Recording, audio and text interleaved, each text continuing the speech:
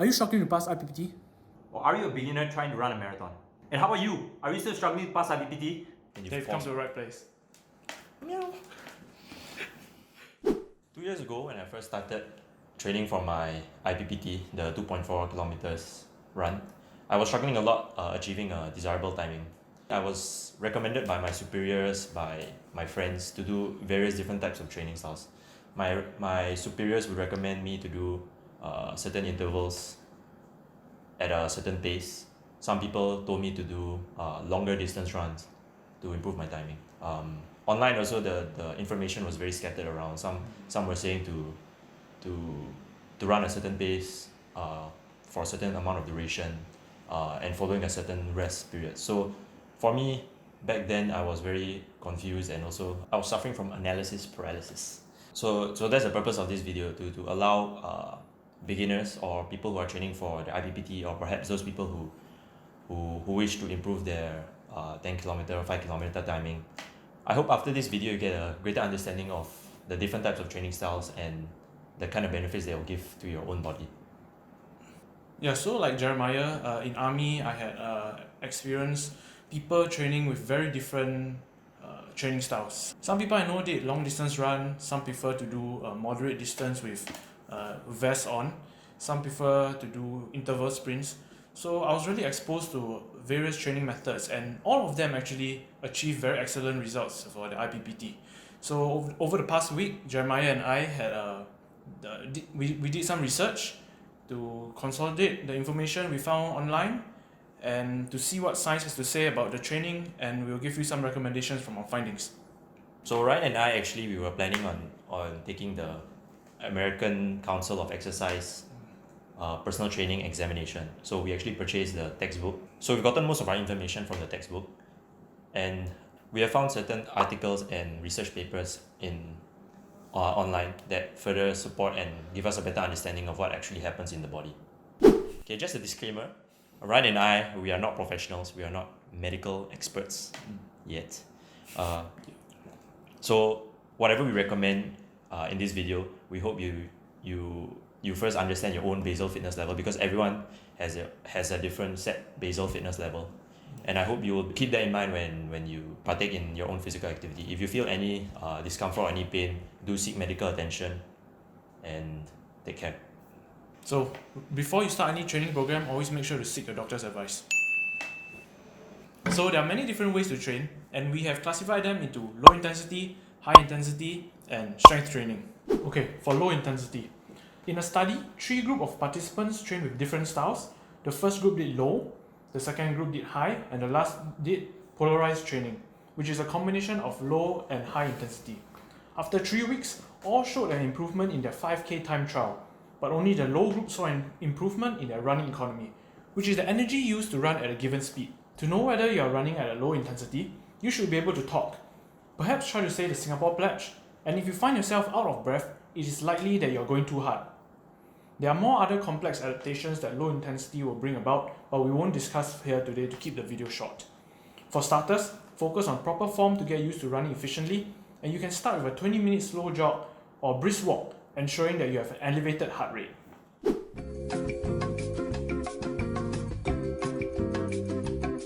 So for higher intensity, anything that is not low intensity is high intensity. High intensity is much more complex than low intensity, but because there's a wide variation in the number of sets as well as the number of repetitions. So let's take a look at what the study has to say. So the first study that we found examines 34 recreational athletes, which were split into 2 groups. One group did 4 sessions of hard 30 minutes, and another did 2 hours and 30 minutes of low intensity work in a given week. The key thing from this study is that long hard intensity can improve performance. Another study we found examined 18 trained individuals split into 2 groups. So one group did short 10-second sprint intervals, while the other continued on with their normal training. The group that did 10-second sprint intervals had seen an improvement in both their 1.5 kilometer timing as well as their 10 kilometer timing. So what this shows us is that both short intervals as well as long hard intervals can both produce adaptations to the body, which will hence improve your performance. So to avoid overcomplicating things for the average viewer, essentially, for short all-out efforts, you want to be close to or completely gassed out from the interval itself. and allow yourself to be fully recovered before you complete your next set. For longer hard interval sessions, you want to go as fast as you can for that particular time and maintain the same pace throughout. So for example, if you're doing a 5-minute hard interval, what you should do is to aim to maintain the same pace throughout the 5 minutes. Essentially, longer intervals are more suited for longer runs, such as the marathon and the 10-kilometer run, while the short sprint intervals will be better for shorter distances like the mile run. With regards to the rest in between sets, there are many differing views regarding this. From the American Council of Exercise, they recommend that for shorter intervals, it usually requires more rest time with a work-rest ratio of 1:3, while longer intervals of the ratio of 1:1.5. One important thing to note is that high-intensity work causes immense stress to your body, and hence, it only should be practiced by individuals who have an intermediate level of fitness.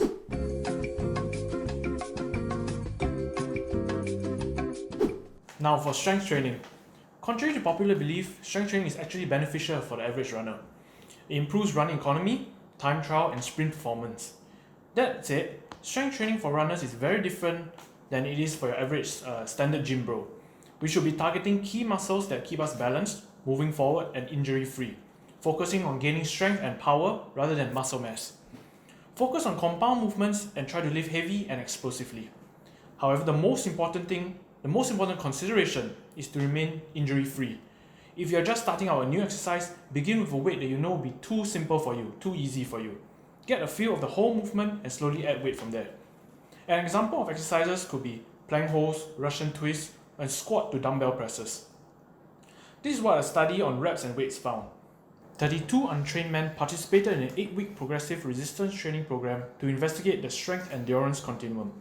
Subjects were divided into 4 groups: a low repetition group performing 3 to 5 repetitions maximum, RM, for 4 sets of each exercise with 3 minutes rest in between sets and exercises, an intermediate repetition group performing 9 to 11 RM for 3 sets with 2 minutes rest, a high repetition group performing 20 to 28 RM for 2 sets with 1 minute rest, and a non-exercising control group. So after the whole study was concluded, the maximum strength improved significantly more for the low rep group that did 3 to 5 max reps compared to the other training groups who did lighter weights and higher reps.